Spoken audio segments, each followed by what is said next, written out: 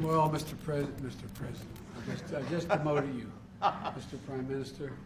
It's great to have you back. And the past few months we've met each other in San Diego, and then we met in Belfast, and we met in Hiroshima, and now we're here. We're going to solve all the problems in the world right in this next 20 minutes. But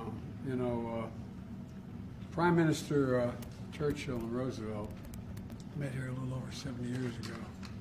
And they asserted that the strength of the partnership between Great Britain and the United States was the strength of the free world. I still think there's truth to that assertion. And together we're providing economic, humanitarian aid and security assistance to Ukraine in their fight against the brutal invasion of the Russians. And we've worked out an arrangement with AUKUS, with Australia, to make the Indian Ocean and the whole area safer, more secure, and we've built on the Good Friday Agreement, 25 years, and keep that going. We can talk about that a little bit.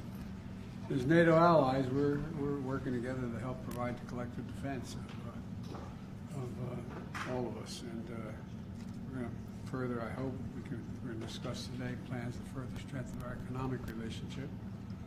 And the global economy is undergoing, I think, the greatest transformation that's occurred since the Industrial Revolution. And something you know a lot about, AI, is going to play a big part in that. I want to hear your views on that as well. And we don't have a closer ally than Great Britain, and I'm delighted you're here. Well, Mr. President, thank you. Thank you for the warm words, but also thank you for welcoming me to the White House and for allowing me to stay in Blair House, which I've got to say, the spare room in the flat in number 10 Downing Street doesn't quite compare. So it's been a real privilege. And as you said, it's daunting to think of the conversations that our predecessors had in this room when they had to speak of wars that they fought together, peace won together, an incredible change in the lives of our citizens. And again, for the first time in over half a century, we face a war on the European continent. And as we've done before, the US and the UK have stood together to support Ukraine and stand up for the values of democracy and freedom and make sure that they prevail, as I know we will. But also I completely agree with what you said. Our economies are seeing perhaps the biggest transformation since the Industrial Revolution, as new technologies provide incredible opportunities, but also give our adversaries more tools for harm. But one thing I know won't change, I'm confident won't change, is the strength of our partnership, our friendship. And we will put our values front and center, as we've always done, to deliver for the British and American people. If we had time, I'd take you over to the residence where I live.